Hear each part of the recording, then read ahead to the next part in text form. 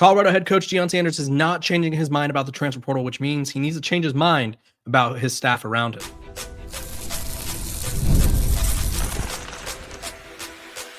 You are Locked On Buffs, your daily podcast on the Colorado Buffaloes, part of the Locked On Podcast Network, your team every day.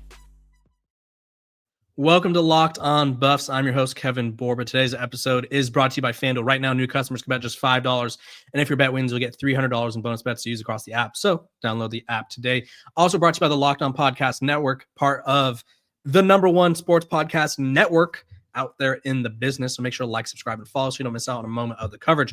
We're going to be talking about why Deion Sanders needs to change his coaching staff if he's not going to change his mindset on the transfer portal. We're going to talk about why I think Julian Lewis should be one of the highest paid quarterbacks in not only the Big 12, but college football next year.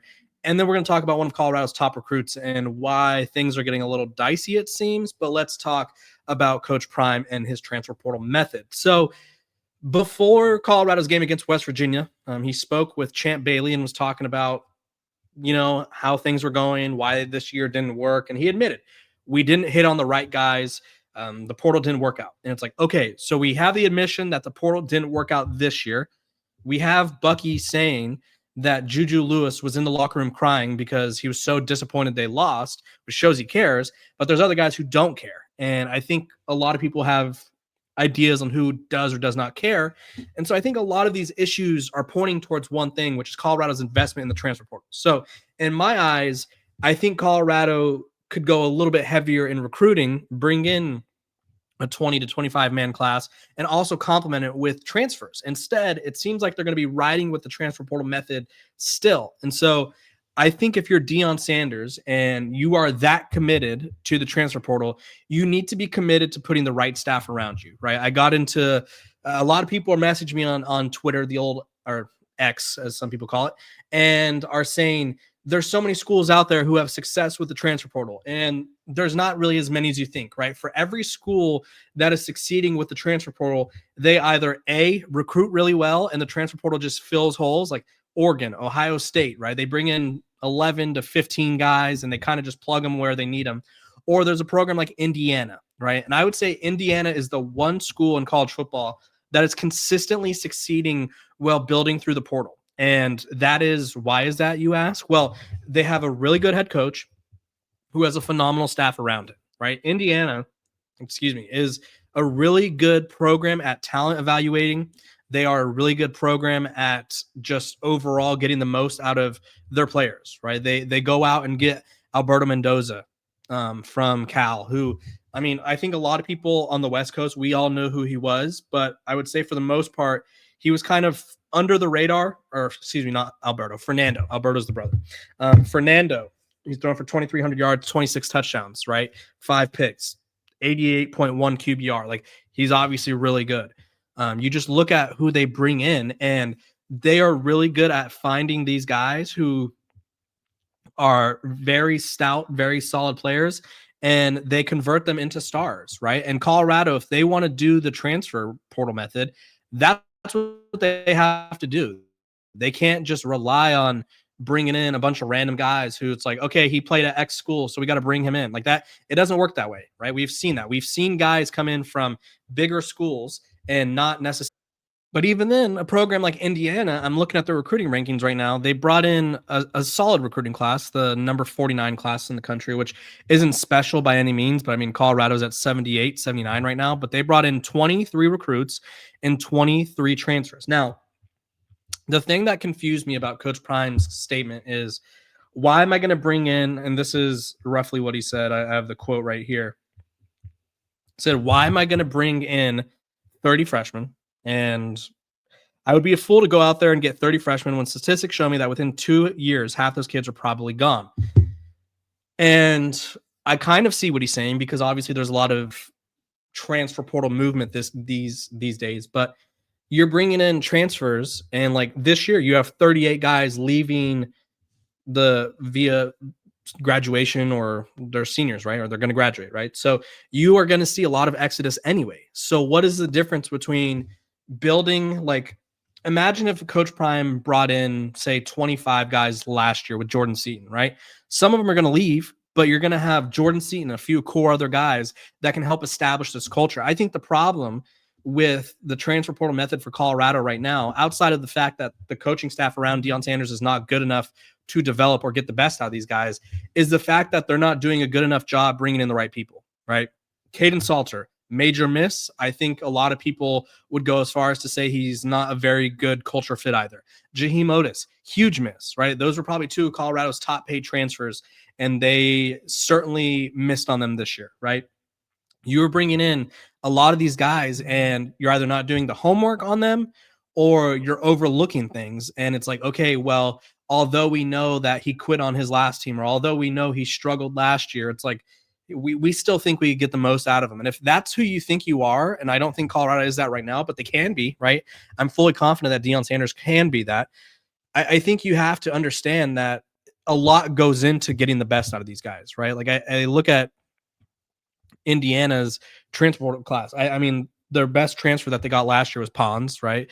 They're getting a lot out of Khalil Benson, former Buff, right? They're getting a lot out of guys like Fernando Mendoza or their wide receiver groups. Like they are getting the most out of what they need. And even then, you look at who they bring in, and it seems very calculated. And I feel like Colorado took a calculated approach this year. It just didn't really work out. And I think finding guys on the recruiting staff and the coaching staff who can not only identify talent but get the most out of them is a big deal, right? Because there are certain transfers that Colorado brought in this year that I thought were going to be a lot better than they are. And I think it's a mixture of like, okay, is it on the player? Is it on the coaches? And I think it's both. So if Deion Sanders is truly committed to not recruiting, which I don't really know if that's the method, because he talks about winning championships, and we have seen the transfer portal has been around since 2018. The one-time transfer rule went into effect in 2021, and then after that, it kind of just disappeared. But we'll just go from 21 to on, right? There hasn't been a team close to winning a championship that is solely built through the transfer portal. There's been teams like Ohio State. There's been teams like LSU, for instance, or whoever else has won the title recently, Georgia or whoever, right? They use the transfer portal, right? But they are not building their entire roster and infrastructure based off the transfer portal. That's what the blue chip ratio tells us. The blue chip ratio tells us 51% of your roster needs to be 4 or 5 star recruits that you bring in, right?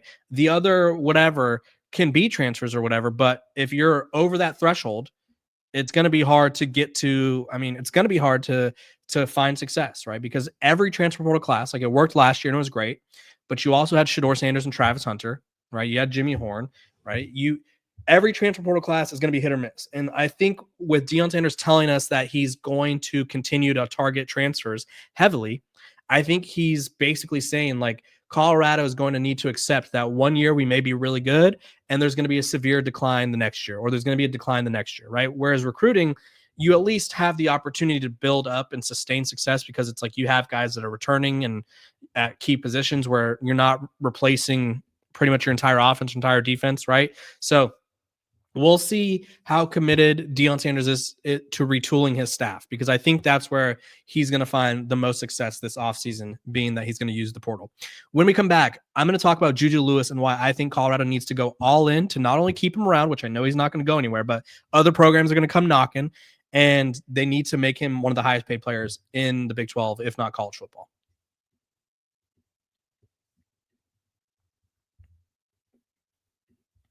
This episode of Locked on Buffs is brought to you by our sponsors over at Wayfair. Let's talk Wayfair. The holiday season is right around the corner, and that means it's time to get your home ready. Whether you need more seating for guests, cozy new linens, or fun serveware for holiday hosting, Wayfair's Black Friday sale is here to help you make your space shine. And the best part, you don't have to wait. Wayfair's Black Friday deals are happening all month long, up to 70% off from sofas to spatulas. Myself, personally, first-time homeowner, just furnished my entire house with Wayfair, got great deals, and guess what? I'm going to be going back for the holiday sale. So you know how much difference a few new touches can make, and Wayfair makes that easy. So don't miss out on early Black Friday deals. Head to wayfair.com now to shop Wayfair's Black Friday sale up to 70% off. That's WAYFAIR.com. Sale ends December 7th.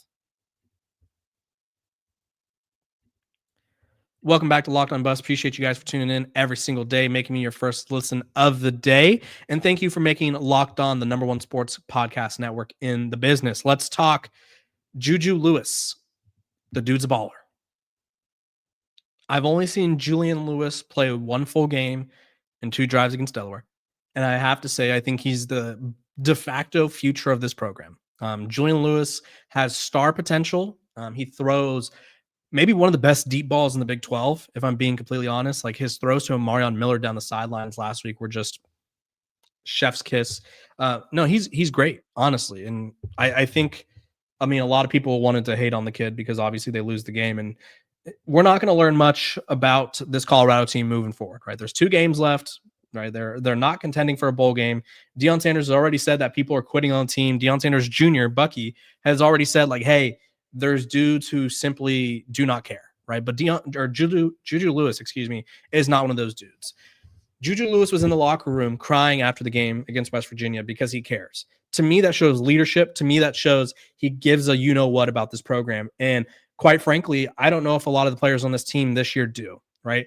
We've seen a lot of guys quit on the team. We've seen a lot of guys give questionable effort, guys that we thought like, hey, this dude's going to be a baller. Like guys that were Colorado was like, hey, we're going to pay you a lot of money and we think you're going to be great. Those guys, yeah, nothing from them. But Juju Lewis, the true freshman who's should be a senior in high school, I loved what I saw from him. Now, he talked about the bye week because Colorado's on a bye this week, if you didn't know.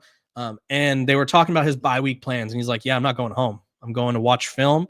I'm going to bring the receivers in, and we're going to continue to build that connection, which to me screams maturity, right? Your 2 best receivers, Joseph Williams and Omarion Miller, were late last bye week, right? Before the Utah game, they come back late.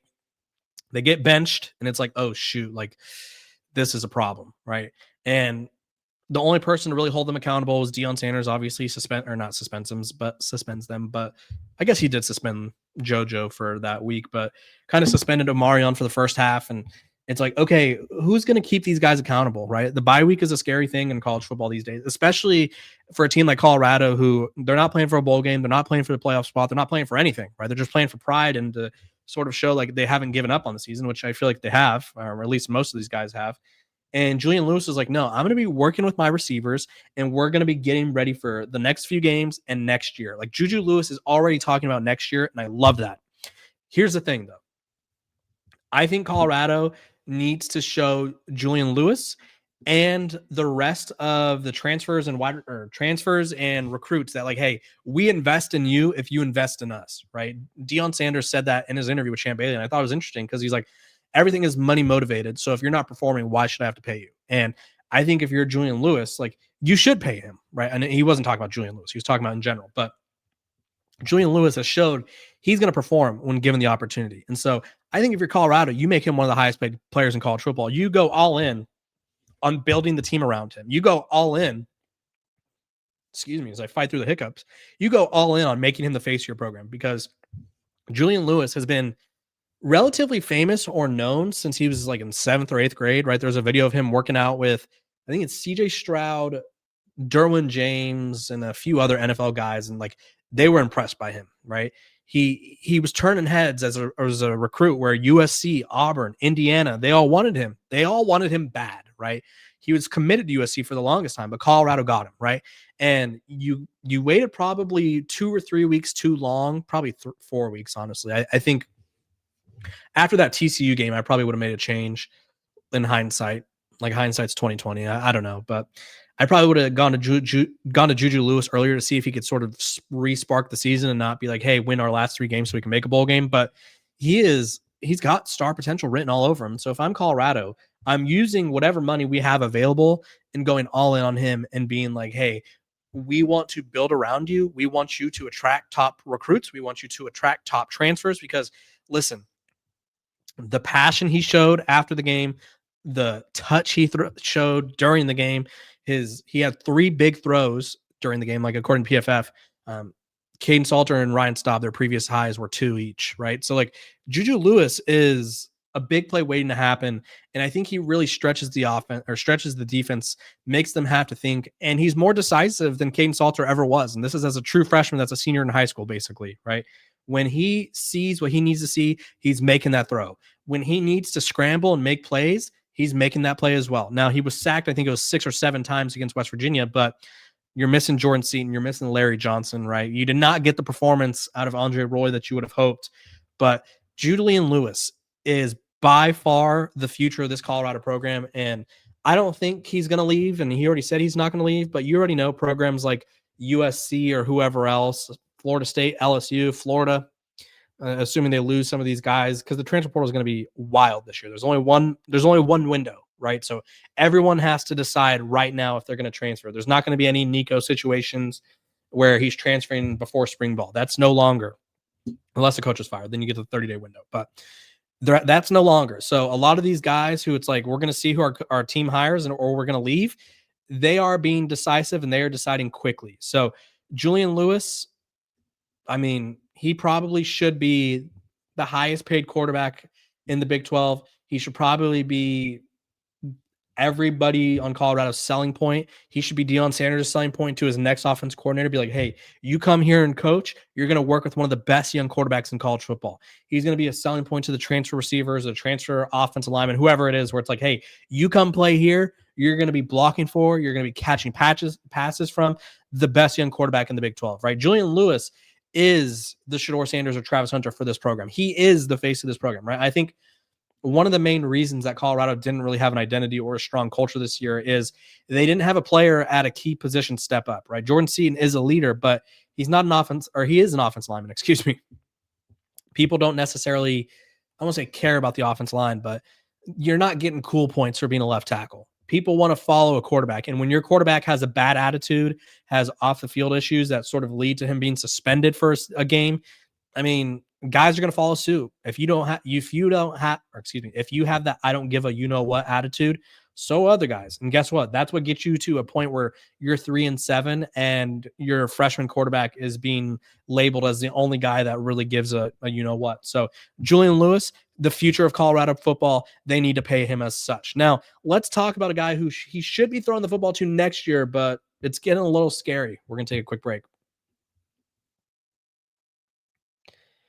This episode of Locked on Buffs is brought to you by our sponsors over at FanDuel. Now, guess what? If you didn't know this already, the NBA is back, and there's no better place to get in on the action than FanDuel, the official sports betting partner of the NBA. Even if you miss the start of the game or want to ride the hot hand, FanDuel has live bets on everything from who will score next to fourth quarter comebacks. Plus, you can even combine your live bets into a same-game parlay for a shot at a bigger payout. It keeps every game exciting, especially when your team's making that late push. Right now, FanDuel is giving new customers $300 in bonus bets when your first $5 bet wins. So head to FanDuel.com and sign up and play your game with FanDuel, the official sports betting partner of the NBA. Welcome back to Locked on Buffs. We're free and available wherever you get your podcast. And thank you for making Locked on Buffs your first listen of the day. And thank you for making Locked on the #1 sports podcasting network. Let's talk Gavin Mueller.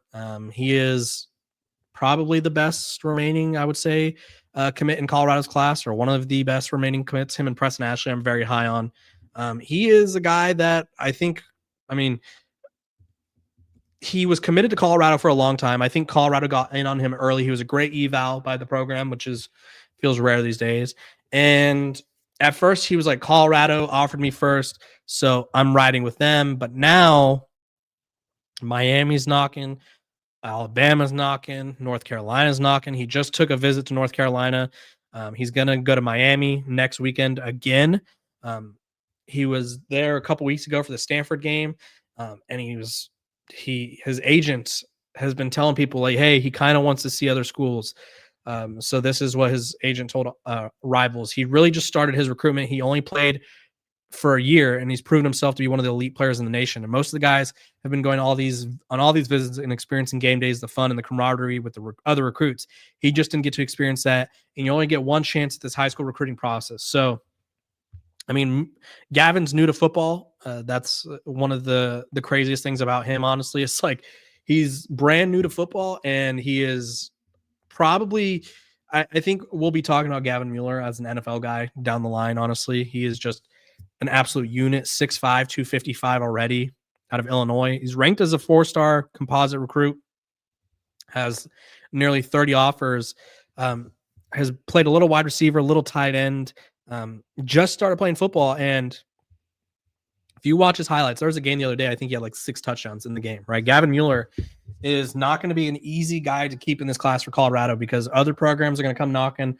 Other programs are going to become offering money and being like, hey, Gavin, we could offer you money. We could offer you playing time. And I think if you're Colorado, if you're Deion Sanders, it would be smart to fire or move on from your offensive coordinators just altogether pretty quickly here, because you need to find someone who has an exciting system. Because I've been very disappointed in how they use Zach Atkins this year.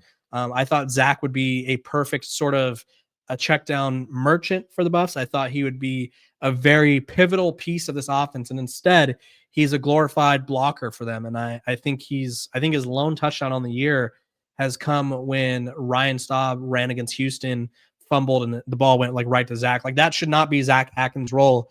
And I think if you're Colorado, like sort of recruiting to one of the best tight ends in the country is going to be a little bit more difficult when you don't have that sort of proof in the pudding, if you will.